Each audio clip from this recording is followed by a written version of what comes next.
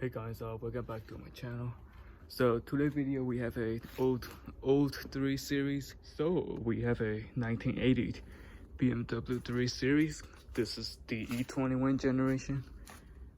This is the first generation 3 Series ever made. So this is a 318i. No, this is a 320i with the M10 motor. So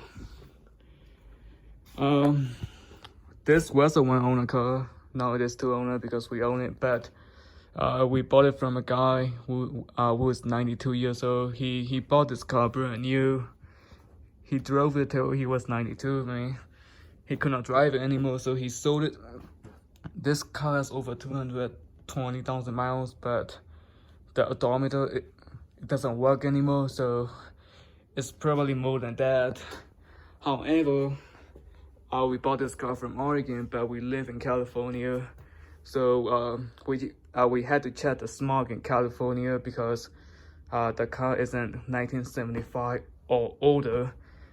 This car passed smog easily, so and the engine still pulls pretty good.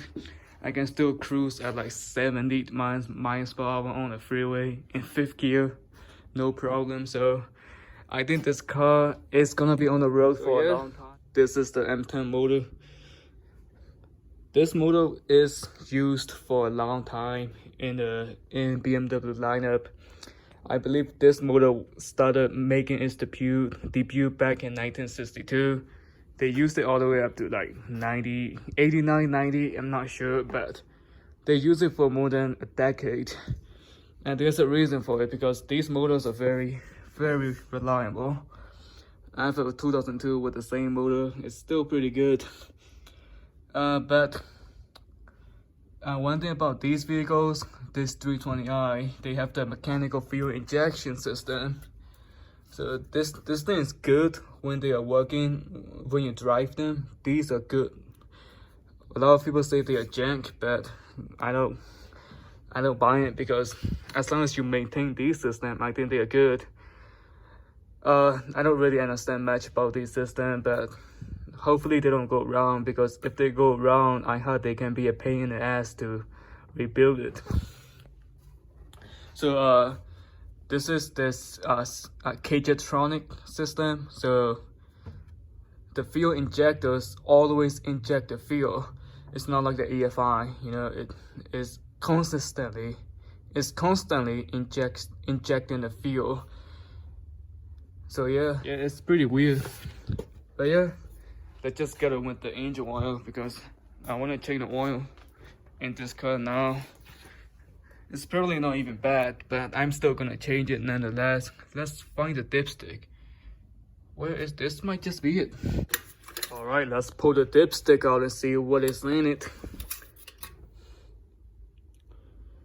Looking at the dipstick, hold on. Let's get it to focus. There it is. It isn't bad. I mean, it's not. It's a bit low, but then again, the car is on the jack stands because I want to check the suspension as well. But it isn't bad though. I'm still gonna change it nonetheless, because we haven't changed it since we bought it. I mean, I did the previous owner took care of this car, but yeah, let's change it.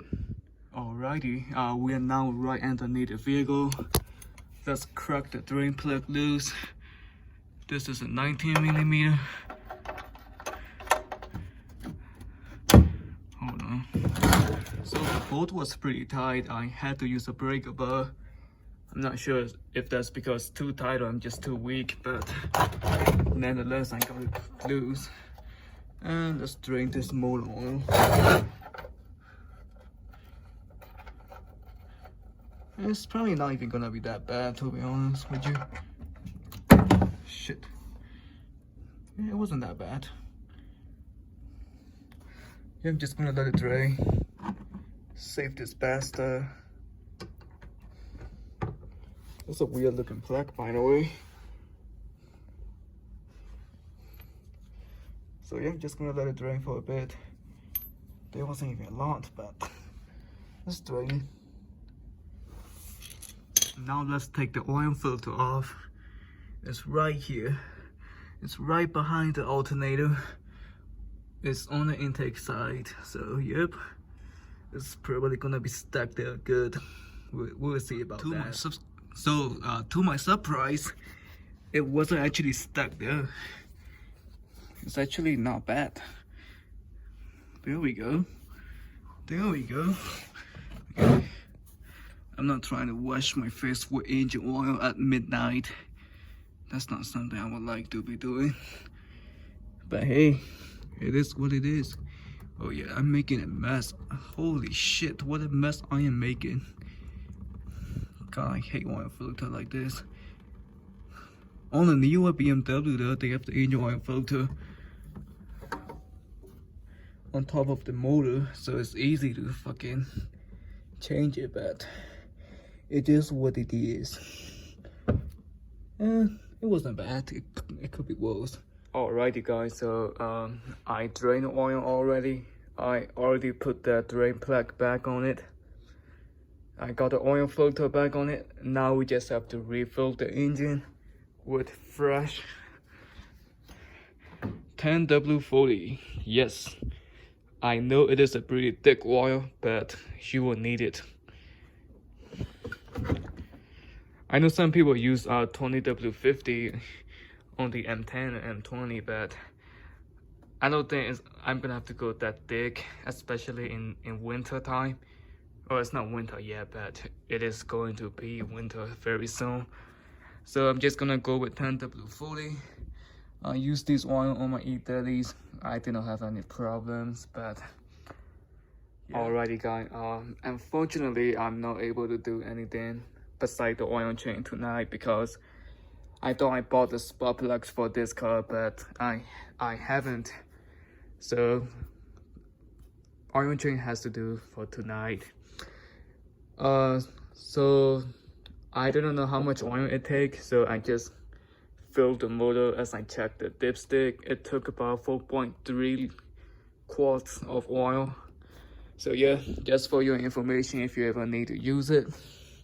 This does need a lot of work on the front end alone. Well, not really a lot of work, but I noticed that driver side front struts are leaking. It's leaking quite a bit, but the control arms are still in a good shape, surprisingly. However, the inner tie rod is in a bad shape, so I'm gonna have to change those. So, but it's not a problem because I already got the struts and springs for all the four corners of this vehicle. I got Bilstein B6 and H&R springs. So it should be pretty easy. However, I don't really have much time to work on cars lately, so I don't know how long it's gonna take, but hopefully it's gonna be soon. But yeah, thanks for watching. Have a nice day.